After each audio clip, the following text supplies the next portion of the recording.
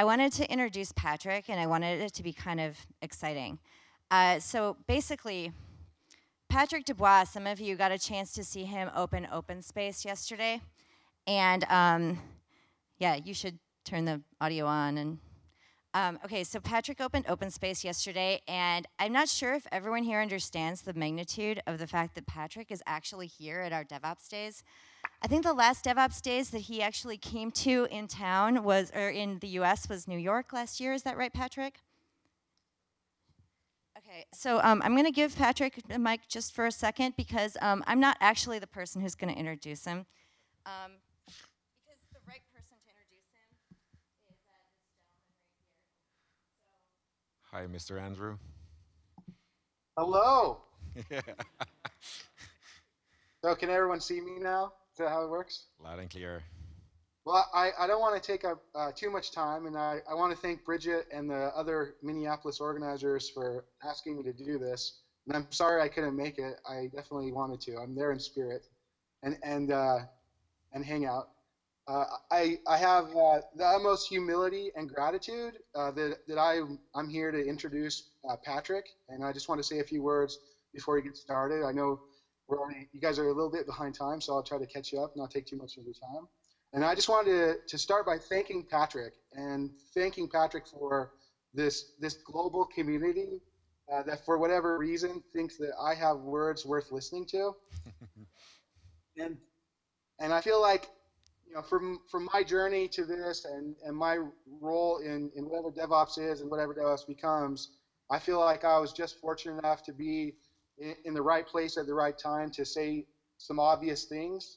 And I think, you know, from conversation, I know Patrick feels similarly, but I just want to encourage Patrick not to trivialize his own contributions just because some of these things are obvious doesn't mean that anyone else would have said them. And I feel like it's amazing how pure Patrick is and how Patrick has basically not done very much or almost gone out of his way not to benefit from DevOps and from DevOps Days. And he hasn't stopped learning and he hasn't stopped contributing. And it's not just about, you know, culture, although Patrick loves to talk about culture, but if you look at, you know, VWE and some of the other things Patrick's done, he's as good as anyone. Thinking about some of these things, VWE's probably underappreciated as a project. And I know that you've also never really set yourself above anyone, and that sort of sets this tone for the whole DevOps community, and I appreciate that. And the last 5 years have been quite a ride, and I'm grateful to have been part of it, and I'm glad to know you, Patrick, and I'd like everyone to give a warm welcome to my friend Patrick Debois.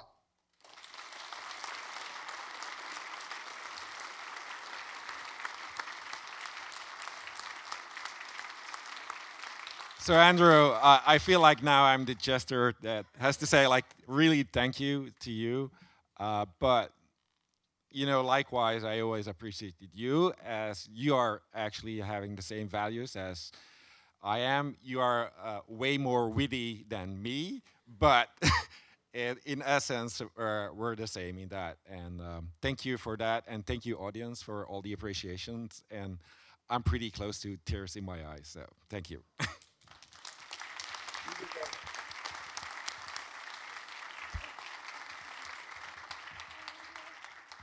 This is a virtual hug. Virtual hug. Thank you, Andrew. All right, we're going to say goodbye to you, and we're going to actually let Patrick set up his laptop. So we just were kind of surprising everyone with this. Were you surprised, Patrick? I'll go back to watching the live stream. Okay, thank you. All right. So thank you, audience, for your patience. Obviously, I made the audiovisual stuff much more complicated than it otherwise would have been. But I thought that it would have been really remiss to have somebody who isn't Andrew introduce Patrick. So,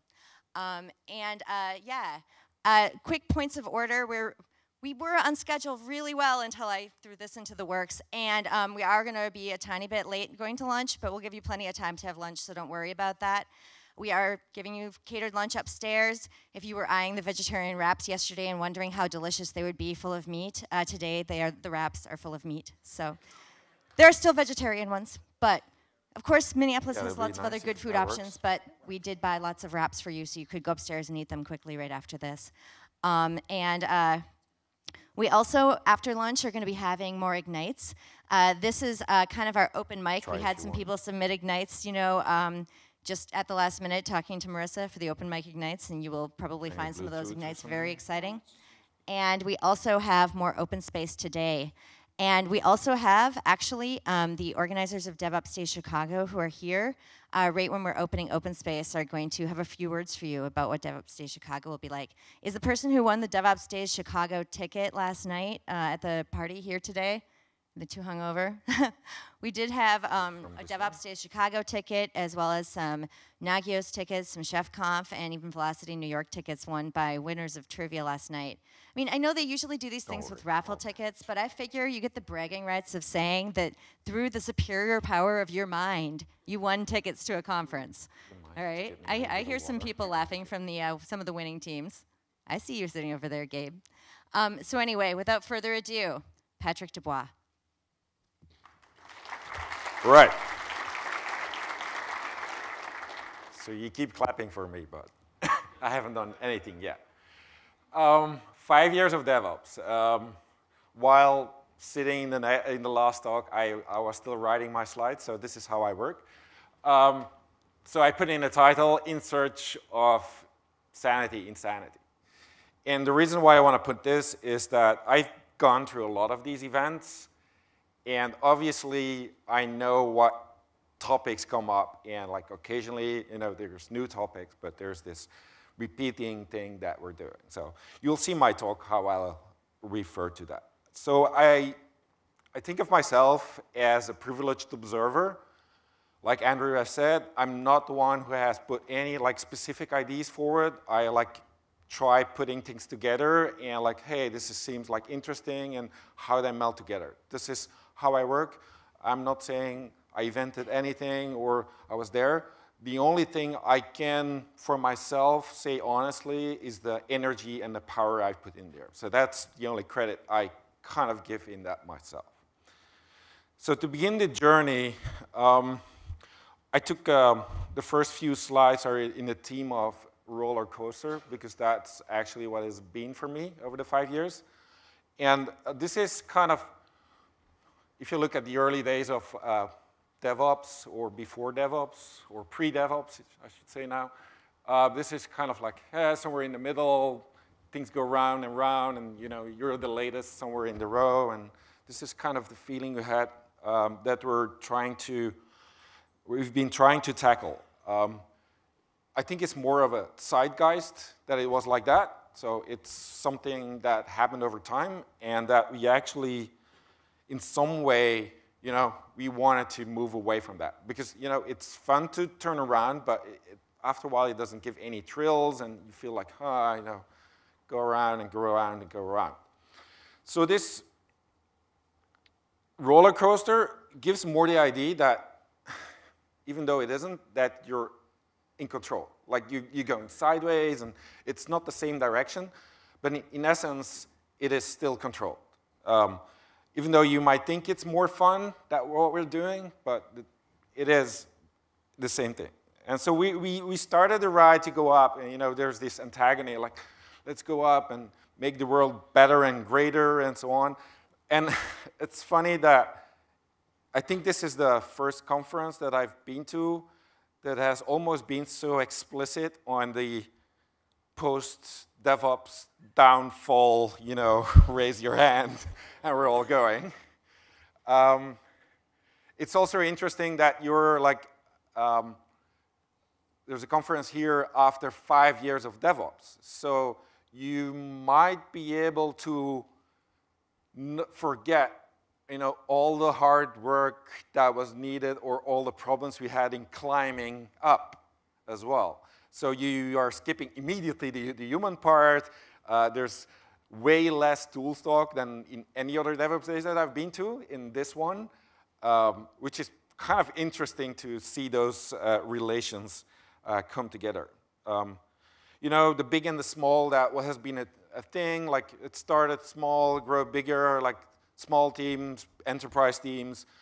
I know there's this argument going on about the unicorns and the horses.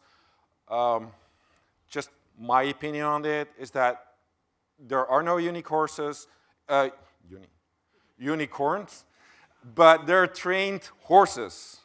So even whatever Etsy or Netflix and so on, they made a journey and they trained themselves. So it's not some unicorn. If you're late in the game, they might look to you as unicorns, but it's not. It's just they kind of trained themselves. So this is really important for me.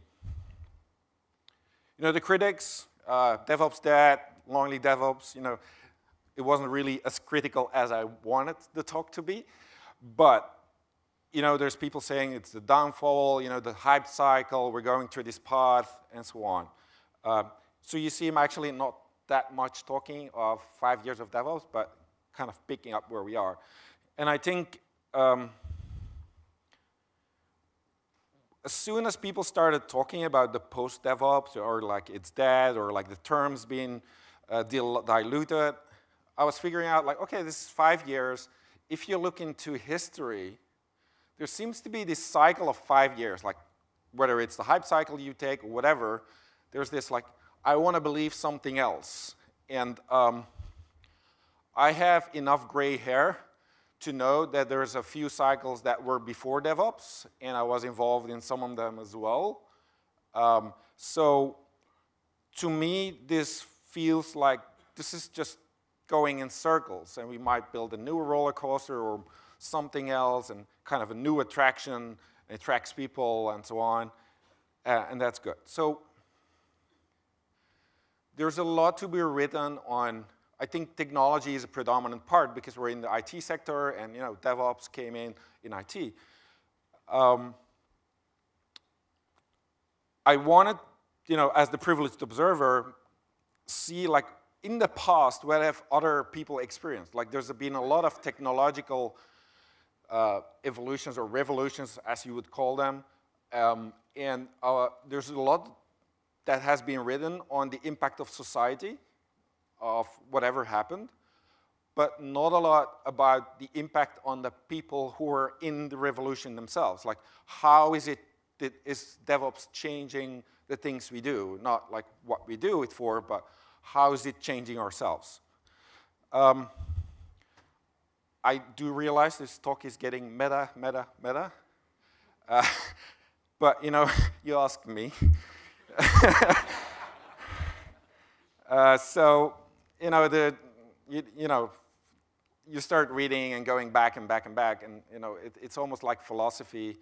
And the two books that I found of good resonance with was these two books, and they do have both technical philosophy, but within the humans in mind. So it's a very interesting read, and I'll be like relating stuff that I found in those books in my talk. So if you look at the evolution of philosophy in general, think the Greeks, the Romans, they were like this uber meta identity. That was the important thing. They were striving to be the identity. So as an observer, even though there was never anything that I wanted to, like, even the word DevOps just came because I thought Agile System Administration was too long for a conference. Immediately after the conference, somebody wrote a blog post, "What is DevOps anyway?" So it almost feels like everybody wants to create an identity, like, oh, what is this? Like, I want to belong somewhere too. And this is kind of meta. I see the same thing in the way how people have their stickers up because they want to show they belong to something. The t-shirts we wear. Now, this is kind of, even though it was like Greek, we see it all over the place, like how we think about, we want to have that meta identity.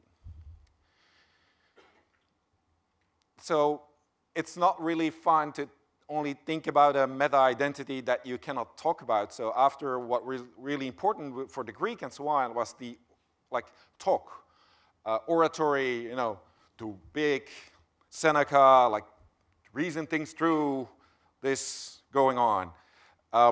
There's a few, there's actually many points where language or the importance of language is touching DevOps.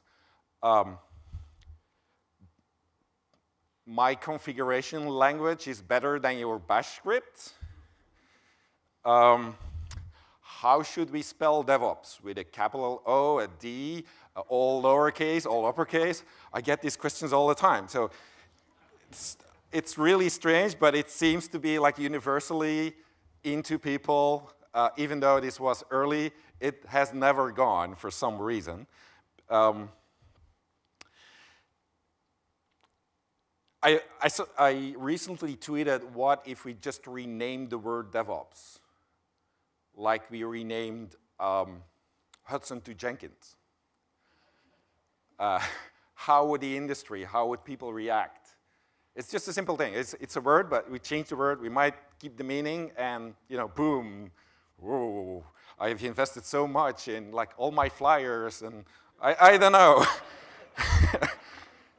So it's really interesting that even like you could say at the birth of the first conference, and continuously Twitter and the language and the messaging is really important. So this part is really embedded all overall, even though it was ancient, but it keeps on repeating. These ancient people, they were really clever people because they were already trying to find the universal rule. This drive for we need a rule, we need to have like an approach that works everywhere, and so on, is really important. Docker runs everything. This is the golden rule. Even though you can say Docker, I keep saying Docker is the new JVM. It's the same promises, kind of just repeating. But there's this will of finding this universal rule, whether it's in technology, whether it's in people, whether it's in our organization. And you will see people talk like, oh, we can extrapolate this. This is great. But it is kind of utopian, they found out, to find that universal rule. So it might be bad news in a way that, when we're trying to extrapolate DevOps, it might not apply everywhere for some reason. So, this thinking, this language. The next part was they figured out, I can talk as much as I want, but I need somebody else to talk to. And even though I say what I say, it might not mean what it means to the other person. So they figured out that it's not only the oratory or the language, it's also the interpretation of the other people. It's very interesting to see the work on, bias and how we think, like in a postmortem, or similar things on the feedback cycle of the interpretation of things. I'm going to give you a few examples that I picked from an earlier talk. A DevOps team is bad. Why is it bad? It can be good. It can be bad, but suppose I'm doing a change in my company and I want to signal that we're doing something new. We're the agile team. We're the DevOps team. Is that bad? Maybe it's only bad if it stays a silo. But the fact that you're doing it might not be bad. Is DevOps in your job title a bad thing? Can you not be proud that you're a collaborative person and put it in your title? Doesn't it say more about the people who interpret your title that it is bad to put DevOps in there? So interpretation on what you're saying. And I tweeted about, I'm really tempted to do a talk some other time about disproving all the things we keep repeating within the DevOps community. Because there's always another side. And we need to be aware of that. And I think I might be lucky because I was there at the beginning, that maybe people will listen to me when I talk about what is happening. So might be hopeful. So we have these two people talking together. They have interpretation. But it is only within the talking together that they will find themselves. But what is important, if you would do the same conversation somewhere else or with different people, it will give different things. So you have to be aware of the context and the history of those persons. So whatever process we're like promoting, company A did great, we can do this too. Don't forget they have a history that made it work or made it not work. So it's not that easy to take any communication or even a process and then take it without the context or the history where it did, unless you find the golden rule, and then you can again apply it if you want to. So that's good. This one, I make my slides at the last time. Remember Michael being here, how the Midwest had so many people and user groups and was so great? Look at the dates. The DevOps Belgium user group founded May 21, 2014. So what does it prove? We're only 57 persons yet. Does it prove I'm a big community, that I'm good, bad? So just wanted to make you think about that. We're fooling ourselves regularly if you want to seek success, but we can prove it differently if you want to. I've touched a little bit on this. It's the local knowledge on I've learned something within my context, within my history. I want to make it into a knowledge, but it is local knowledge. The Toyota system is local here with their knowledge, and you try to bring it here, and what happens? I don't have to tell you that. Whatever technology you bring to another country might have different changes. So it's local knowledge. You might know Gene Kim, and he's working on the DevOps cookbook, and I have these huge arguments for him that I don't believe in the prescriptive steps 1, 2, 3, and we're there. It is easier to tell that story, and if you look at something at Scrum, you could say that's been hugely successful. Step 1, 2, 3, and we do this, and we're doing the dance, but what's it? And then there's people, I don't know if you know it, but there's a movement, Scrum, but. So Wise did it. They tried something within their context, within their history. It did something to that. They wanted to adapt the process. Parts worked, part didn't, for various reasons, and they wanted to adapt. So be aware that whatever knowledge is being posted, it can be local knowledge, and just don't take it for granted. So finding proof, big data, metrics everywhere. How hard it is to find the proof that we want. I don't mean that in a bad way, but remember the talk by Target? They did an experiment. I just wonder, and I'm totally biased, how much they were biased.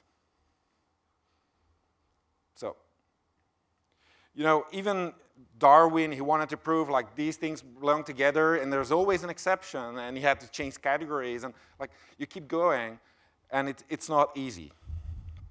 The same thing is Conway's law, and having a theory is great, but it's a theory, and you just keep on having to change that.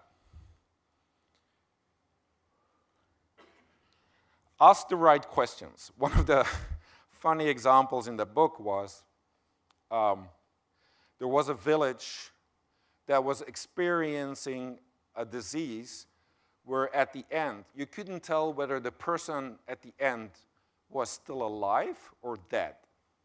So from the symptoms, you couldn't tell. And the local communities responded to it differently. And one community asked the question, how can we know they're still alive? And the other community asked, how do we know they're dead? The first one said, we're going to put them into a coffin, but, we're going to provide air, and we're going to provide food and whatever, and it means to kind of get them out if they have to, or somehow recover. And the other community just made a coffin, and when they closed the coffin, there was a big stake that went to the heart. So it's the same problem, and kind of, it's really interesting how people react. So try to think about that within your organization, what you do and how you think about things. All this talk, we all know, you have to do the grunt work, and this has been really also within the DevOps movement, like pragmatism, you build something, people work on it, in the open source, if it doesn't work for you, it kind of is really important that we've been doing that. Delivery as such is grunt work. Like, you want to deliver something to the customer, and it's important. In reality, what you get, you have multiple people that are talking together. They have their history. They have their interpretation, and it's like a cycle you go around. And the cycle is bigger than only the couple of people, because there is also, over history, being a cultural circle. So there's like really hard to know how the circle is actually going. This is actually going to be one of the original philosophy thinkers like Gadamer to come up with this cycle effect. And if you Google this term and, for example, lean startup of agile or plan do act check, you will see this is actually related to the things he meant in a way. So we got this cycle and so on. We're part of this whole people together. You could still reason, like, if we put the same people in, like, we raise them the same way as an experiment, we tell them the same things, it's going to be, like, repeatable somehow. But in essence, there's this, the parts and the whole, which is really, again, embedded within DevOps, like the system thinking, like how the part is bigger. We didn't want to be the cog in the machine that couldn't make the difference, so we wanted to break out in a way that we are operations, and we can make the difference in business. We are that. So we wanted to believe that somehow. I think it's also the reason why people want to belong to a bigger movement. Like they want to be part of the system and mean something in the system. Tools eat culture for breakfast.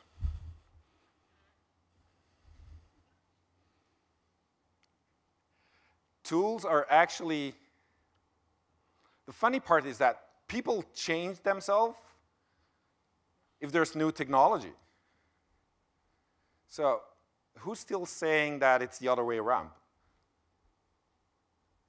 It can be, obviously it can go both ways, but some people think was the brain of the humans first before there were tools, or was it the bigger?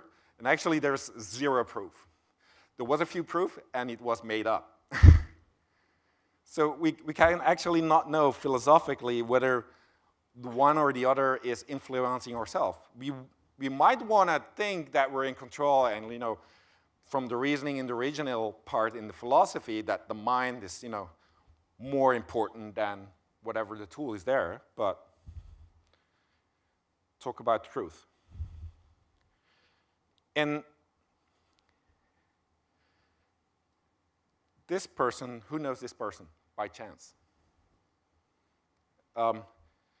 He used to be a director at, I forgot which university in the US, but he introduced the fact that it was management by written communication.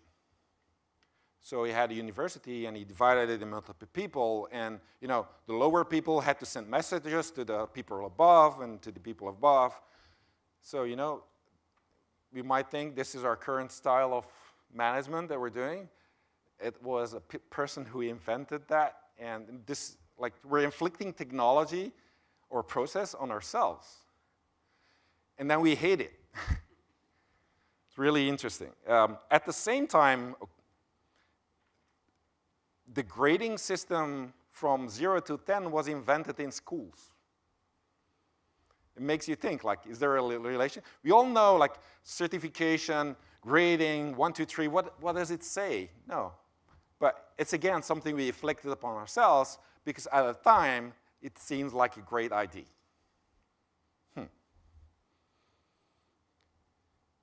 Who has heard about the irony of automation? Nobody? Okay.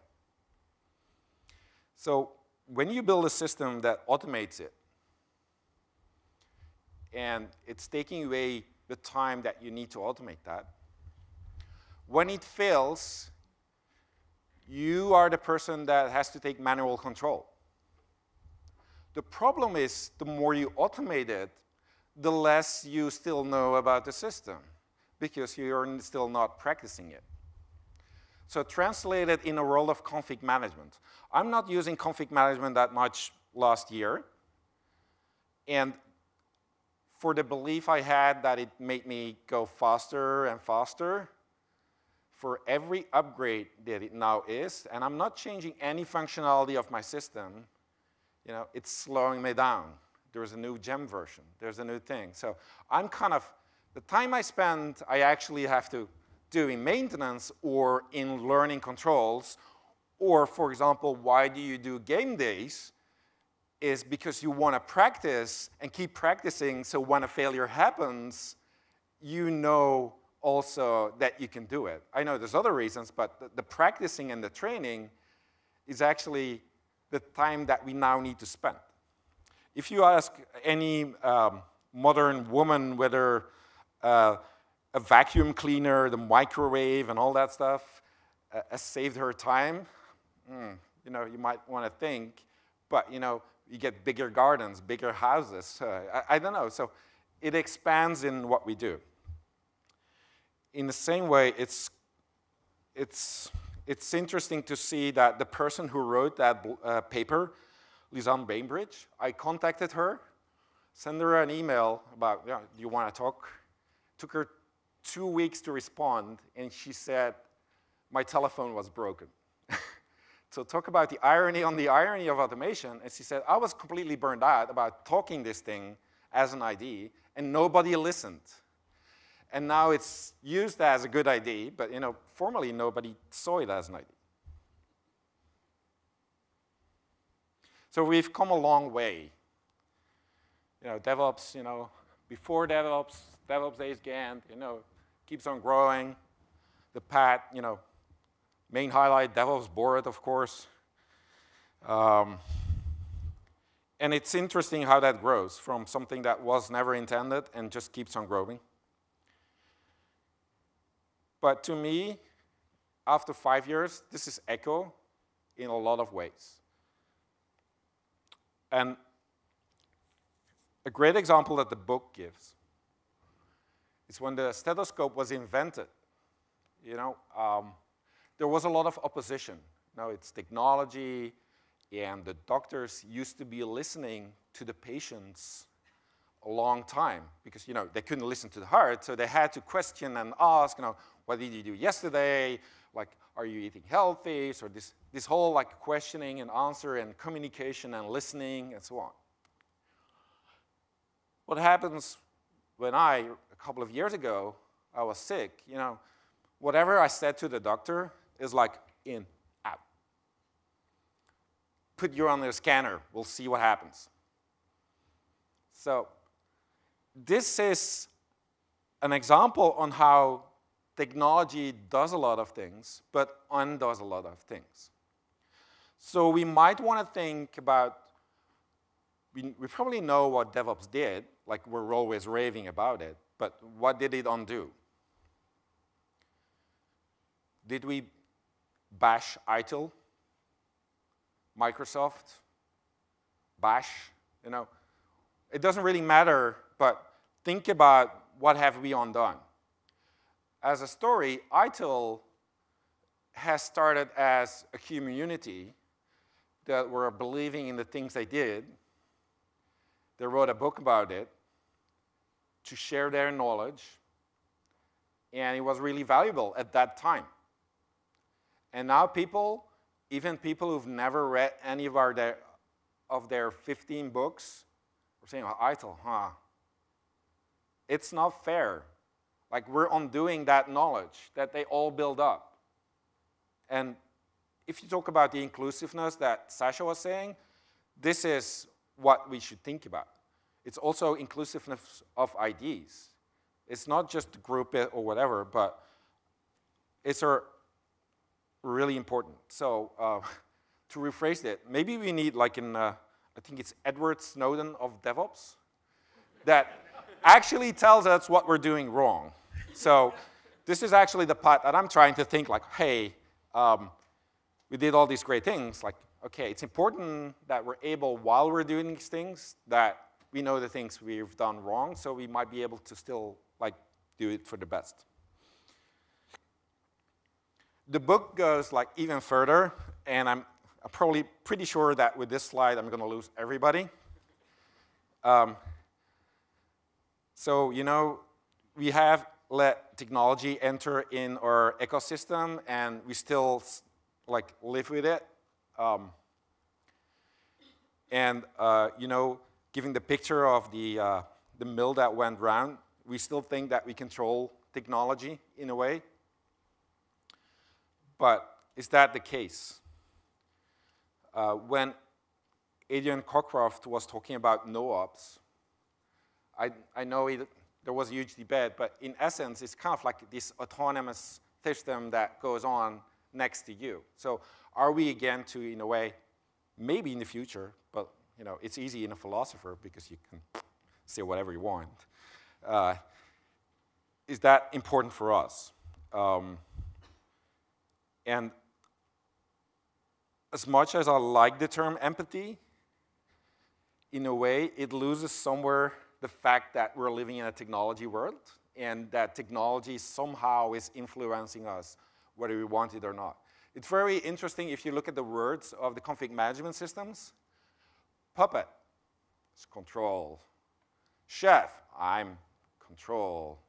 Ansible, I learned, is actually also a device to control remote worlds. You know, this is the viewing on what we have. So I know I all lost you now, but it's just what philosophy is thinking next, or like contemplating about next. So in essence, for me, it doesn't really matter. Is it that, whatever. It's going to be evolution, and the next things comes around. But the nice thing, and how I take peace with it, is that things are never forgotten from the past. They're like built upon, and you know, you might not see it anymore as having built upon. So I'm always happy that we were, as a community, able to kind of ventilate or make a step and kind of go to that. I don't mean it to end, but you know, it's kind of like, it's going to grow. Like the meme map, it's just going to grow until maybe the original idea is getting lost and we'll end up somewhere else. So we're building on the shoulders of giants. And for me, whatever Gartner cycle, it doesn't matter. Maybe it is because I have no stock options in DevOps or whatever. I don't care. I don't even have it, ever had it in my LinkedIn resume. In Belgium, people don't hire me because I'm DevOps. So it's very nice to live in that echo chamber. But, you know, keep thinking of the opposite things as well. So we're talking about inclusiveness and so on. Keep inclusive of other IDs. So that's my talk. Thank you.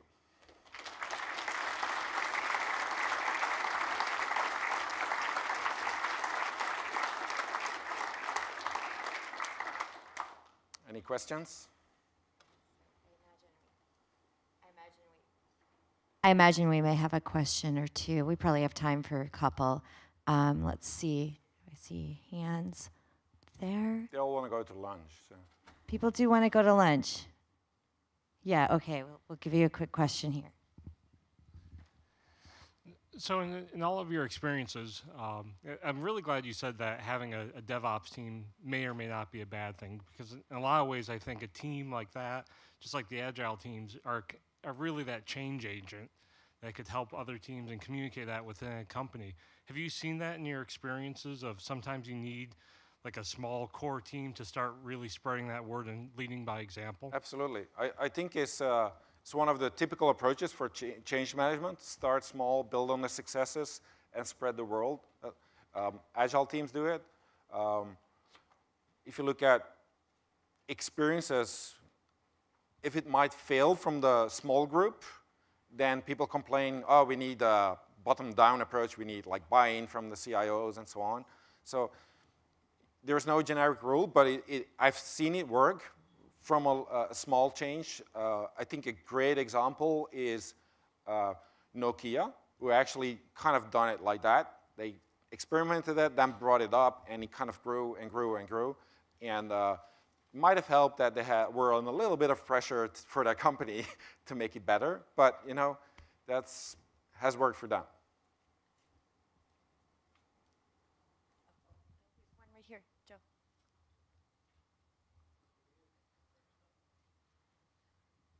Can you expound a little bit about how you think that technology influences us and we're sort of the puppet rather than the puppet master?